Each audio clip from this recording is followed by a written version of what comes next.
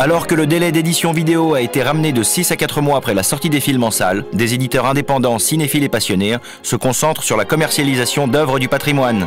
Créée en 1998 par Vincent-Paul Boncourt, la société Carlotta Film est aujourd'hui l'un des leaders de ce secteur. Mon associé et moi-même avons créé Carlotta Film il y a 12-13 ans maintenant pour d'abord faire un travail de distribution en salle. 2-3 ans après, on a prolongé notre travail salle par l'édition DVD. Donc on est devenu éditeur DVD, toujours spécialisé sur le patrimoine et faire un travail spécifique donc sur l'histoire du cinéma.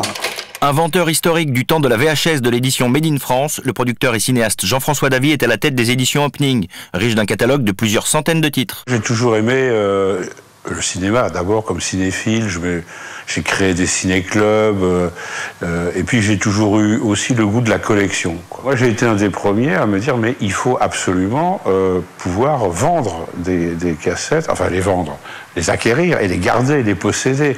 Faire d'un film son livre de chevet, pour reprendre l'expression de Truffaut.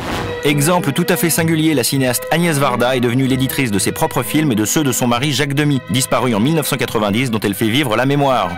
On continue à dire que, si peu que ce soit, on est une petite famille, mais les films de Jacques et les miens donnent assez de boulot à tout le monde. Donc, on reste indépendant, un peu familial, c'est vrai. Voilà, on va dire que c'est une production indépendante, familiale, et qui n'oublie pas aux lois du marché, d'une certaine manière, parce exigeante, parce que sinon on ne fonctionnerait pas comme ça. Donc c'est vraiment parce qu'il y a une envie de le faire à la maison, de le faire avec Agnès, de réfléchir. Voilà, c'est une édition avec toi, mais ni loi. C'est ça. Ni loi du marché. Pas mal. C'est vraiment le point de départ de Carlotta Film, aussi bien en salle et encore plus en DVD, d'être sur un rapport sur l'œuvre et de travailler l'œuvre en elle-même, soit un film, soit un cinéaste, et l'accompagner dans la mesure du possible, du mieux possible, par la qualité des éléments, du master, des sous-titrages, du menu, des bonus. Si Jean-François Davy a commencé par éditer pour la première fois en vidéo les classiques de Truffaut, Chaplin, Tati ou Fellini, il doit aujourd'hui se reporter sur des œuvres moins prestigieuses, ne pouvant peser dans la balance contre les majors du secteur qui se sont réappropriés à prix d'or ces grands classiques. J'ai pu pendant longtemps être un gros éditeur avec des catalogues importants qui étaient à ma portée. Et puis une fois que les grosses compagnies, celles qui ont les moyens financiers, ont compris l'intérêt de capter ce média, on s'est trouvé marginalisé. Moi, j'avais pas de banque prête à me suivre pour une acquisition pareille.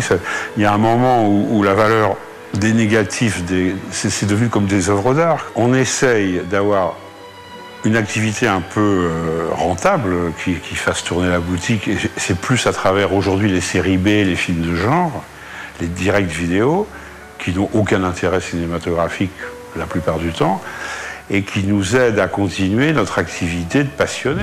Pour Carlotta, la vraie valeur ajoutée se trouve dans les bonus, qui pour chaque film sont aussi soignés que la qualité de la copie proposée. Le DVD prolonge le travail des salles de cinéma à essai, des cinémathèques, des éditeurs de livres. On a le mot édition, donc c'est vrai que ça ne remplace pas, parce que rien ne vaut un livre sur Eastwood, sur Hitchcock, etc.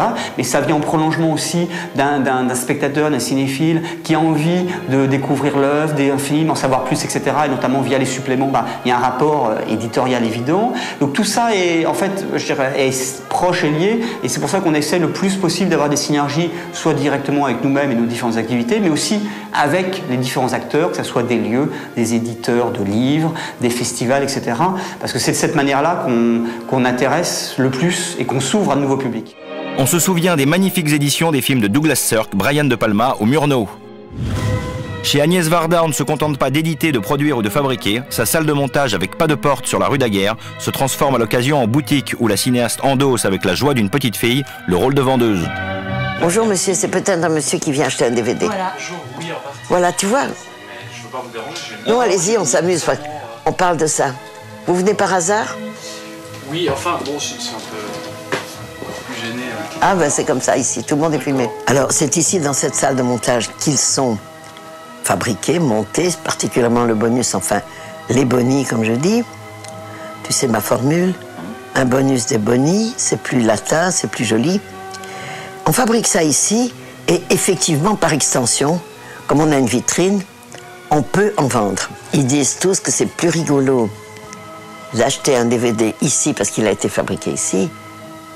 Et ben, nous, ça nous amuse aussi. C'est Surtout quand il est vendu par Agnès Varda en plus. Enfin, ça, c'est le bonus du bonus des bonis. C'est vrai qu'être indépendant, c'est un petit chez soi et c'est souvent mieux qu'un grand chez les autres. Ouais.